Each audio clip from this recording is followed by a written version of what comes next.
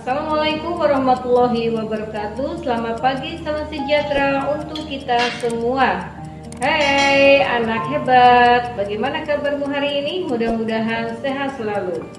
Hari ini kita akan belajar tema 2, subtema 3, pembelajaran 5. Nah, sebelum kita belajar, silakan kalian siapkan dulu buku dan alat tulisnya. Dan tidak lupa kita berdoa bersama. Berdoa dimulai. Selesai. Anak-anak, kita mulai belajar yaitu tema 2 subtema 3 pembelajaran 5. Bersatu kita teguh adalah semboyan bangsa Indonesia dalam mewujudkan persatuan dan kesatuan.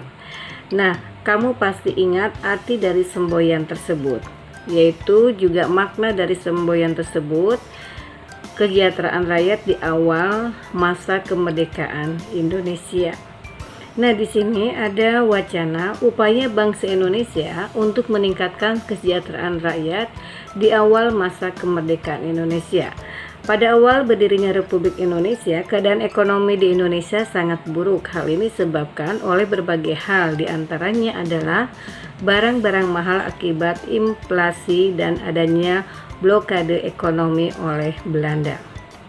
Kemudian pemerintah Indonesia dan rakyat meningkatkan kesejahteraannya, yaitu diantaranya pada awal kemerdekaan, pemerintah dan rakyat Indonesia belum sempat melakukan perbaikan ekonomi secara baik. Baru setelah bulan Februari 1946, pemerintah mulai memprakarsai usaha untuk memecahkan masalah ekonomi yang mendesak. Nah, ini adalah upaya-upayanya yang dilakukan oleh pemerintah. Yang pertama adalah pinjaman nasional. Jadi program pinjaman nasional ini dilaksanakan oleh Menteri Keuangan, yaitu Insinyur Surahman. Pinjaman nasional akan dibayar kembali selama jangka waktu 40 tahun. Kemudian ada konferensi ekonomi.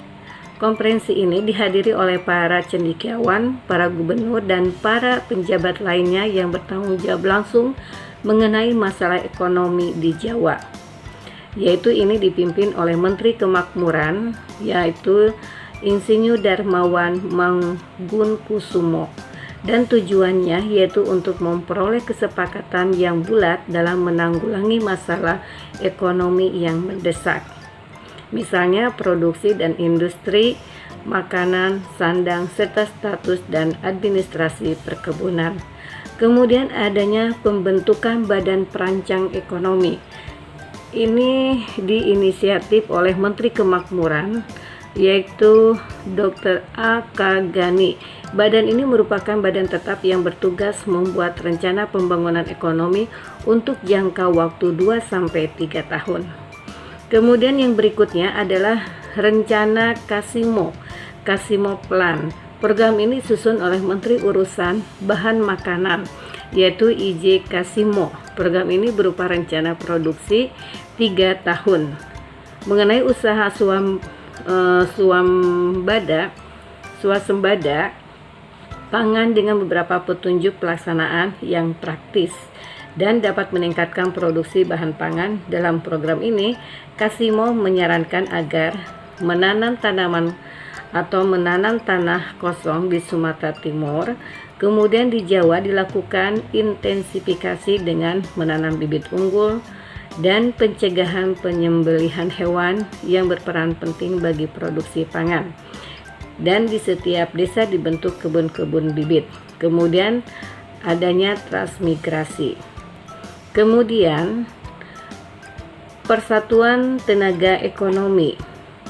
Ini organisasi yang dipimpin oleh B.R. Motik. Ini bertujuan untuk menggiatkan kembali partisipasi pengusaha swasta dengan dibentuknya PTE.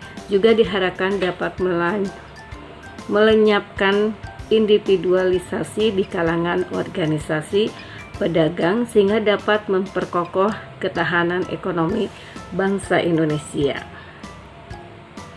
Nah, di sini ada diagram yang perlu kalian isi dari kesimpulan tes yang tadi kalian baca. Di sini apa upaya-upaya meningkatkan kesejahteraan rakyat di awal masa kemerdekaan? Yaitu tadi di awal kemerdekaan ini, yaitu keadaan ekonomi Indonesia sangat buruk karena harga barang mahal akibat inflasi dan blokade ekonomi. Kemudian yang berikutnya adalah pinjaman nasional, yaitu dilaksanakan oleh Menteri Keuangan, dan juga berikutnya adalah konferensi ekonomi yang dipimpin oleh Menteri Kemakmuran. Kemudian yang berikutnya adalah rencana Kasimo. Ini merupakan rencana produksi 3 tahun yang disusun oleh Menteri Urusan Bahan Makanan. Nah, jadi Persatuan Tenaga Ekonomi juga yang dipimpin oleh BR Motik tujuannya adalah menggiatkan kembali partisipasi pengusaha swasta.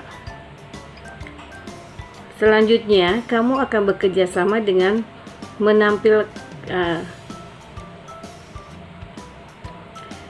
Nah, anak-anak, selanjutnya kita akan di sini menampilkan tari indang ya, yang telah kalian pelajari sebelumnya tentang gerakan dan pola lantai dari tari indang tersebut.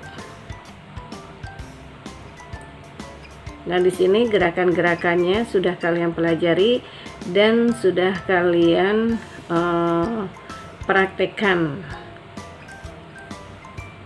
Anak-anak, untuk belajar hari ini Ibu cukupkan sampai di sini. Mudah-mudahan apa yang Ibu jelaskan kalian paham dan bermanfaat untuk kalian semua. Kita jumpa lagi dengan pelajaran yang lain. Assalamualaikum warahmatullahi wabarakatuh.